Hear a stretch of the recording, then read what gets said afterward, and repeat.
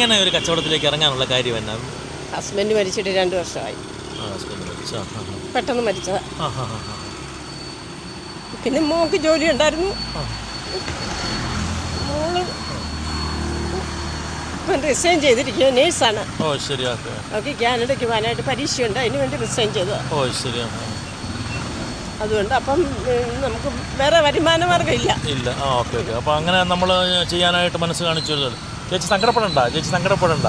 ഇത് നമ്മൾ പറഞ്ഞില്ല, നമുക്ക് 10 രൂപ കിട്ടാൻ വേണ്ടി നമ്മൾ ചെയ്യുന്നൊരു പ്രവർത്തനമാണ്. ആരോടും കൈ അതൊരു വലിയ കാര്യമാണ്. സുഹൃത്തുക്കളെ, ഞാനിപ്പോൾ മണിപ്പുഴയിലാണ്. മണിപ്പുഴ എന്ന് പറഞ്ഞാൽ തിരുവല്ല കാവുംഭാഗത്ത് നിന്ന് പൊടിയാടിയിലേക്ക് പോകുമ്പോൾ അതിനിടയിലുള്ളൊരു സ്ഥലമാണ്. നമ്മുടെ ഉണ്ടപ്ലാവിനൊക്കെ അടുത്താണ് മണിപ്പുഴ എന്ന് പറയുന്നത്. ഇവിടേക്ക് വരാനുള്ള കാര്യം, ഈ റോഡിൻ്റെ സൈഡിൽ അതുല്യ വീട്ടിലൂണ് പാഴ്സൽ എന്ന് പറഞ്ഞ് ഒരു ബോർഡൊക്കെ വെച്ചിട്ട് ഒരു ചേച്ചി ഒരു വലിയൊരു കുടയുടെ അടിയിലിരിക്കുന്നു. അപ്പം അങ്ങനെ ചേച്ചിയെ കണ്ടപ്പോഴത്തേക്ക് എന്താണ്, ഇവിടെ നമ്മൾ സാധാരണ കാണുന്ന ഒരാളല്ല. അപ്പോൾ അതുകൊണ്ട് തന്നെ എന്താണ് എൻ്റെ കാര്യങ്ങൾ അറിയാൻ വേണ്ടി ഒന്ന് വന്നതാണ്. അപ്പം നമുക്ക് ചേച്ചി ഇതെന്താണ് ആക്ച്വലി വീട്ടിലൂണെന്ന് പറഞ്ഞാൽ എന്താണ്, നമ്മളിതെങ്ങനെ കൊടുക്കുന്നത്? വീട്ടിലുണ്ടാക്കിക്കൊണ്ട് വന്ന് ചേച്ചി തന്നെ ഉണ്ടാക്കുന്നത്. ഹെൽപ്പ് ചെയ്യാൻ ഒരാളുണ്ട്, എൻ്റെ നാത്തൂനാണ്. ശരി. വന്ന് ചോറൊക്കെ വെച്ച് തരും. കറിയൊക്കെ ഞാൻ ഉണ്ടാക്കും. വേറെ ആരെ കൊണ്ട് ഉണ്ടാക്കും. അപ്പോൾ ചേച്ചിയുടെ പേരെന്ന് പറഞ്ഞേക്കാം? ശ്രീലേഖ. ഇതിപ്പോൾ എത്ര നാളായി ഇവിടെ കച്ചവടം തുടങ്ങി? ഒരാഴ്ച ആയതേ ഉള്ളൂ. അതുകൊണ്ടാണ് അത്രയും നമ്മൾ കാണാഞ്ഞത്. നമ്മളെങ്ങനെ ഇവിടെ കൊണ്ടുവന്നിട്ട് കൊടുക്കുന്നത് എങ്ങനെയാണ്? ഞാനിവിടെ ചോറും പിന്നെ ഇത് മുളകും ഒരച്ചാറും കൂടെ ഒരു സെപ്പറേറ്റ് പൊതിയാണ്. അതൊരു പൊതി. കറിയെല്ലാം വേറെ പാക്കറ്റ് ആക്കി. കറി എത്ര കറികൾ? ഏതൊക്കെ കറി? 4-5 കറി എന്നും കാണും. അതന്നെ സാധാരണ കറി എന്നൊക്കെയാ?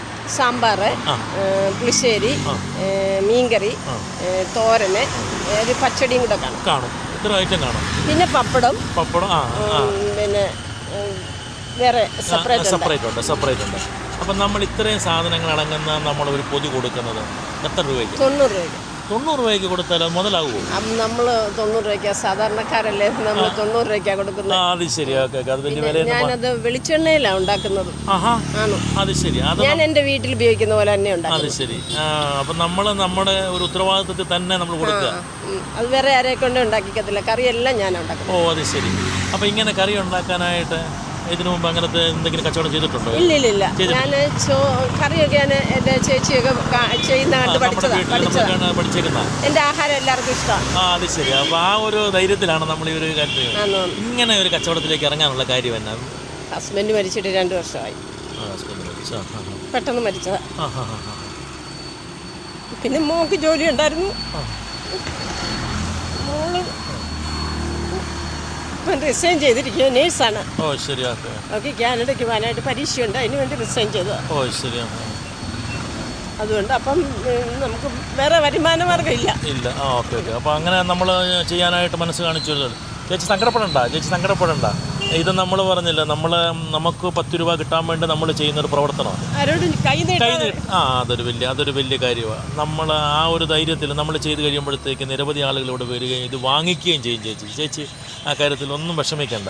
നമ്മൾ നിസ്സാരമായിട്ട് എത്ര പൊതിയൊക്കെ കൊണ്ടുവരാറുണ്ട്? സാധാരണ 25-27 കൊണ്ടുവന്നിട്ടുണ്ട്. ചില ആദ്യത്തെ ദിവസം പോയില്ല. ആദ്യമായിട്ട് ഒരു മഴ ദിവസമായിരുന്നു, അന്ന് 5-6 ബാക്കി വന്നു. പിന്നെ ഒരു ദിവസം 7 ബാക്കി വന്നു, അല്ലാതെ ഫുള്ള് പോയി.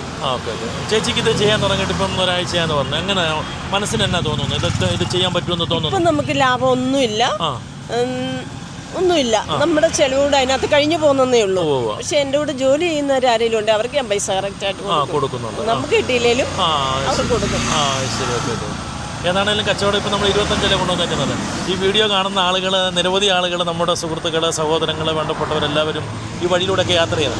നിങ്ങൾക്ക് ഭക്ഷണം കഴിക്കാനായിട്ട് നിങ്ങൾക്ക് ഉച്ച സമയത്ത് നിങ്ങൾക്ക് തോന്നുകയാണെങ്കിൽ, ഈ വഴിയിലൂടെ പോകുന്ന സമയമാണെങ്കിൽ തീർച്ചയായിട്ടും മണിപ്പുഴയിൽ റോഡിൻ്റെ അരികിൽ, അതിന് ചേച്ചിയുടെ പേര് ഒന്നുകൂടെ പറഞ്ഞേക്കണം. ശ്രീലേഖ എന്ന് പറയുന്നൊരു ചേച്ചിയുണ്ട്. ഇവിടെ മണിപ്പുഴയിലെ നമ്മുടെ HP പമ്പിൻ്റെ നേരെ എതിർവശത്തായിട്ടാണ്. ഒരു നീല കുടയൊക്കെയാണ് നമ്മുടെ ഒരു ഐഡൻറ്റിറ്റി ആയിട്ട് നമുക്കിപ്പം കാണാൻ പറ്റുന്നത്.